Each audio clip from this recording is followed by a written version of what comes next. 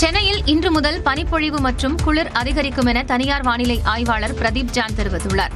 வரும் 16ஆம் தேதி மார்கழி மாதம் தொடங்கவுள்ள நிலையில் தமிழ்நாட்டில் தற்போதே பரவலாக குளிர் அதிகரிக்க தொடங்கியுள்ளது.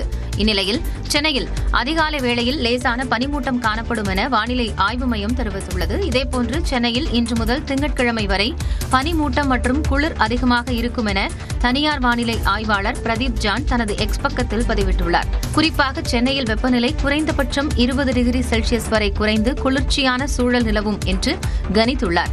வரும் 19ஆம் தேதி முதல் 22ஆம் தேதி வரையிலும் சென்னையில் பனிமூட்டம் மற்றும் குளிர் அதிகமாக இருக்கும் என்றும் பிரதீப் ஜான் தெரிவித்துள்ளார்.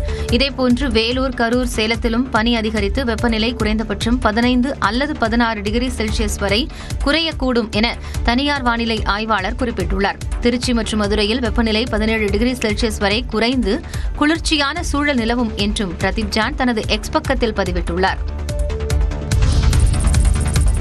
கலைஞர் மகளிர் உரிமை தொகை திட்டத்தின் 2வது கட்ட விரிவாக்கத்தை முதலமைச்சர் மு க ஸ்டாலின் இன்று தொடங்கி வைக்கிறார். சென்னை நேரு உள்விளையாட்டு அரங்கத்தில் வெல்லும் தமிழ் பெண்கள் நிகழ்ச்சி இன்று நடைபெற உள்ளது. முதலமைச்சர் மு க ஸ்டாலின் தலைமையில் துணை முதலமைச்சர் உதயநிதி ஸ்டாலின் முன்னிலையில் இந்த நிகழ்ச்சி நடைபெறுகிறது. பெண்களுக்கான தமிழ்நாடு அரசின் முன்னோடி திட்டங்களின் சாதனைகள் மற்றும் பயனடைந்த மகளிரின் அனுபவங்களை எடுத்துரைக்கும் வகையிலும் பல்வேறு துறைகளில் சிறந்து விளங்கும் முக்கிய பெண் சாதனையாளர்களை ஒன்றிணைக்கும் நிகழ்வாகவும் இது நடைபெற உள்ளது. இந்த நிகழ்ச்சியில் குடும்ப தலைவிகளுக்கு மாதம் 1000 ரூபாய் வழங்கும் கலைஞர் உரிமை தொகை திட்டத்தின் 2ஆம் கட்ட விரிவாக்க பணிகளை முதலமைச்சர் மு க ஸ்டாலின் தொடங்கி வைக்க உள்ளார். அரசின் திட்டங்களால் பயன்பெற்ற மற்றும் சாதனை பெண்களின் வெற்றி கதைகளை வெளிக்கொணரும் இந்த நிகழ்வில் அமைச்சர்கள், நாடாளுமன்ற மற்றும் சட்டமன்ற உறுப்பினர்கள், உயரதிகாரிகள் உள்ளிட்டோர் பங்கேற்க உள்ளனர். தமிழ்நாடு உள்ளிட்ட 6 மாநிலங்களில் எஸ்ஐஆர் கணக்கீட்டு படிவங்களை சமர்ப்பிப்பதற்கான கால அவகாசம் நீட்டிக்கப்பட்டுள்ளது. தமிழ்நாடு, புதுச்சேரி உள்ளிட்ட 12 மாநிலங்கள் மற்றும் யூனியன் பிரதேசங்களில் எஸ்ஐஆர் பணிகள் கடந்த மாதம் 4ஆம் தேதி தொடங்கியது. எஸ்ஐஆர் கணக்கீட்டு படிவங்களை சமர்ப்பிப்பதற்கான காலக்கெடு ஒரு வாரம் நீட்டிக்கப்பட்ட நிலையில் தற்பொழுது 6 மாநிலங்களுக்கு மட்டும் 2வது முறையாக கால அவகாசம் வழங்கப்பட்டுள்ளது. அதன்படி தமிழ்நாடு, குஜராத் மாநில வாக்காளர்கள் வரும் 14ஆம் தேதி வரை எஸ்ஐஆர் கணக்கீட்டு படிவங்களை சமர்ப்பிக்கலாம் என தேர்தல் ஆணையம் தெரிவித்துள்ளது. தமிழ்நாட்டில் வரைவு வாக்காளர் பட்டியல் வரும் 19ஆம் தேதி வெளியாகும் என அறிவிக்கப்பட்டுள்ளது.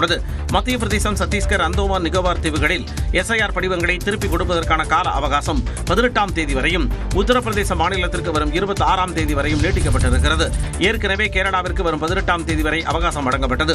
அதே நேரம் கோவா, புதுச்சேரி, லட்சத்தீவு, ராஜஸ்தான், மேற்கு வங்கம் ஆகிய மாநிலங்களில் திட்டமிட்டபடி எஸ்ஐஆர் படிவத்திற்கான பணிகள் நிறைவடைந்தது.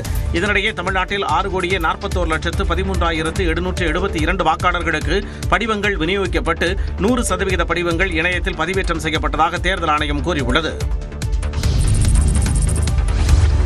வாக்காளர் பட்டியல் சிறப்பு தீவிர திருத்தத்துக்கு எதிரான தமிழ்நாடு தொடர்பான வழக்குகள் வரும் 17ஆம் தேதி விசாரிக்கப்படும் என்றும் அடுத்த மாத இறுதியில் தீர்ப்பு வழங்கப்படும் என்றும் உச்சநீதிமன்றம் தெரிவித்துள்ளது. வாக்காளர் பட்டியல் சிறப்பு தீவிர திருத்தத்தை எதிர்த்து தமிழ்நாடு, கேரளா, மேற்கு வங்கம் உள்ளிட்ட பல்வேறு மாநிலங்களில் இருந்து வழக்குகள் தொடரப்பட்டுள்ளன.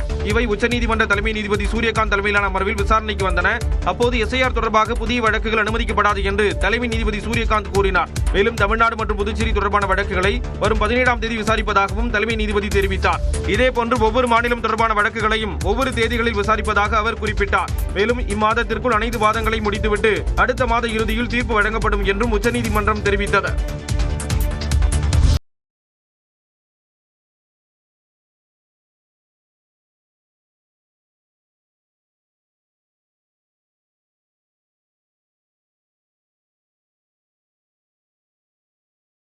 ஐயப்பன் கோவிலில் மண்டல பூஜை நாட்களுக்கான தரிசன முன்பதிவு நேற்று மாலை தொடங்கியது. சபரிமலை ஐயப்பன் கோவிலில் மண்டல சீசனை ஒட்டி கோவில் நடை கடந்த மாதம் 16ஆம் தேதி திறக்கப்பட்டு பூஜைகள் நடந்து வருகின்றன. ஆன்லைன் முன்பதிவு மூலமாக 70,000 பக்தர்களும், ஸ்பாட் புக்கிங் மூலமாக 8,500 பக்தர்களும் அனுமதிக்கப்பட்டு வருகின்றனர். மண்டல பூஜை தினமான வரக்கூடிய 27ஆம் தேதியும் அதற்கு முந்தைய தின தரிசன முன்பதிவும் அனுமதிக்கப்படாமல் இருந்தது. இந்நிலையில் இந்த 2 நாட்களுக்கான ஆன்லைன் முன்பதிவு நேற்று மாலை 5 மணிக்கு தொடங்கியது. வரக்கூடிய 26ஆம் தேதி 30,000 பக்தர்களும், 27ஆம் தேதி 35,000 பேரும் முன்பதிவு மூலமாக அனுமதிக்கப்பட உள்ளனர். இது தவிர ஸ்பாட் புக்கிங் மூலமாக 5,000 பேரும் தரிசனம் செய்யலாம் என்று அறிவிக்கப்பட்டுள்ளது. மலைப்பாதையில் பக்தர்களுக்கு குடிநீர், உணவு உள்ளிட்ட வசதிகள் 24 மணி நேரமும் கிடைக்கக்கூடிய வகையில் விரிவான ஏற்பாடுகள் செய்யப்பட்டிருப்பதாக தேவசம் போர்டு தெரிவித்துள்ளது. ரஷ்ய அதிபர் புதின் இந்தியா வந்துவிட்டு சென்ற நிலையில் அமெரிக்க அதிபர் டிரம்புடன் பிரதமர் நரேந்திர மோடி தொலைபேசியில் உரையாடியுள்ளார். அமெரிக்க அதிபர் டிரம்புடன் தொலைபேசியில் உரையாடிய பிரதமர் நரேந்திர மோடி உலக அமைதி ஸ்திரத்தன்மைக்காக இரு நாடுகளும் தொடர்ந்து இணைந்து செயல்படும் என தெரிவித்துள்ளார்.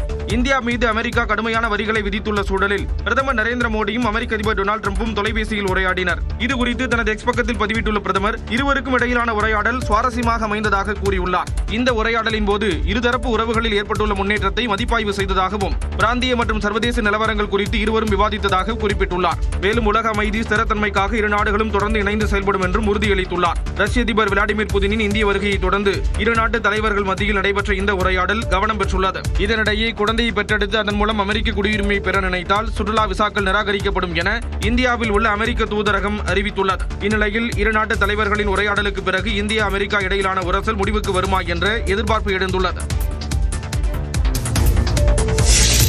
அதிமுக பொதுச் செயலாளர் எடப்பாடி பழனிசாமியை சந்தித்து பேசிய பாஜக மாநில தலைவர் நயினார் நாகேந்திரன் தொகுதி பங்கீடு குறித்து பேசவில்லை என விளக்கம் அளித்துள்ளார். சென்னையில் நடைபெற்ற அதிமுக பொதுக்குழு மற்றும் செயற்குழு கூட்டத்தில் அதிமுக தான் கூட்டணிக்கு தலைமை என்றும் எடப்பாடி பழனிசாமி தான் முதலமைச்சர் வேட்பாளர் என்றும் தீர்மானங்கள் நிறைவேற்றப்பட்டன. கூட்டணியில் யார் வருவதாக இருந்தாலும் இபிஎஸ்ஸின் பரிசீலனைக்கு உட்பட்டது என்றும் தீர்மானம் நிறைவேற்றப்பட்டது. மறுபுறம் வரும் 14ஆம் தேதி டெல்லி செல்லும் பாஜக மாநில தலைவர் நயினார் நாகேந்திரன் அமித்ஷா, ஜே.பி. நட்டா உள்ளிட்ட மூத்த தலைவர்களை சந்திக்க உள்ளதாக கூறப்படுகிறது. இந்த நிலையில் சென்னை கிரீன்வே சாலையில் உள்ள இல்லத்தில் எடப்பாடி பழனிசாமியை நயினார் நாகேந்திரன் சந்தித்து பேசினார். அப்போது பாஜக துணைத் தலைவர் சக்கரவர்த்தி, ஜெயபிரகாஷ் உள்ளிட்டோர் உடன் இருந்தனர். தொடர்ந்து செய்தியாளர்களிடம் பேசிய நயினார் நாகேந்திரன் நட்பு ரீதியிலான சந்திப்பு என்றார். பொதுக்குழு நல்ல சிறப்பாக நடத்தியிருக்கிறார். அதற்காக சந்தித்து அவரை வாழ்த்திவிட்டு வாழ்த்துக்களை தெரிவிப்பதற்காக வந்தேன். டிடிவி ஓபிஎஸ் கூட்டணிக்குள்ள கொண்டு வரதை பத்தி ஏதாவது பேசுறீங்களா? கூட்டணியோ தொகுதி பங்கீடோ பேசல. பொதுக்குழு நடந்த விவரங்களை பற்றி பேசுறேன். பாமக தேமுதிக சொல்லாம இருக்கிறாங்க, அவங்க பேச்சுவார்த்தை நடத்துறோமா? கூட்டணியை வலுப்படுத்துவது, அடுத்த கட்டமாக தேர்தல் வியூகங்கள் வகுப்பது, நயினார் நாகேந்திரன் டெல்லி பயணம் உள்ளிட்டவை குறித்து விவாதிக்கப்பட்டு இருக்கலாம் என தகவல்கள் தெரிவிக்கின்றன. அதிமுக தலைமையிலான தேசிய ஜனநாயக கூட்டணிக்கு புதிதாக வரும் கட்சிகளுடன் அதிமுகவே நேரடியாக பேச்சுவார்த்தை நடத்தும் என தகவல் வெளியாகியுள்ளது. பாஜக பிடியில் அதிமுக சிக்கி இருப்பதாக திமுக உள்ளிட்ட கட்சிகள் தொடர்ந்து விமர்சித்து வருகின்றன. மத்திய அமைச்சர் அமித்ஷாவின் பேச்சை மையமாக கொண்டு கூட்டணி ஆட்சி என்ற சர்ச்சையும் எழுந்தது. அமித்ஷா கூட்டணி ஆட்சி என கூறவில்லை என திட்டவட்டமாக மறுத்து வரும் எடப்பாடி பழனிசாமி அதிமுக தனிப்பெரும்பான்மையுடன் ஆட்சி அமைக்கும் என நம்பிக்கை தெரிவித்து வருகிறார். கூட்டணி குறித்து முடிவெடுக்க எடப்பாடி பழனிசாமிக்கு முழு அதிகாரம் அளித்து அதிமுக பொதுக்குழு கூட்டத்தில் தீர்மானம் நிறைவேற்றப்பட்டுள்ளது. இந்த சூழலில் எடப்பாடி பழனிசாமியை தமிழ்நாடு பாஜக தலைவர் நயினார் நாகேந்திரன் சந்தித்து பேசியது அரசியல் வட்டாரத்தில் கவனம் பெற்றுள்ளது. அதன்படி என்டிஏ கூட்டணிக்கு புதிதாக வரும் கட்சிகளுடன் அதிமுகவே நேரடியாக பேச்சுவார்த்தை நடத்தும் என தகவல் வெளியாகியுள்ளது. கூட்டணியில் எந்த கட்சிகள் யார் யார் இடம்பெறுவார்கள் என்பதை அதிமுகவே முடிவெடுக்க உள்ளதாகவும் தகவல்கள் தெரிவிக்கின்றன. கூட்டணி குறித்து பேசும்போது பாஜக உடன் இருந்தால் மட்டும் போதும் என்று அறிவுறுத்தியதாக சொல்லப்படுகிறது. இது தொடர்பாக ஆலோசிக்கத்தான் எடப்பாடி பழனிசாமியை நயினார் நாகேந்திரன் சந்தித்ததாகவும் அவரிடம் தங்கள் நிபந்தனையை எடப்பாடி பழனிசாமி உறுதிப்படுத்தியதாகவும் கூறப்படுகிறது.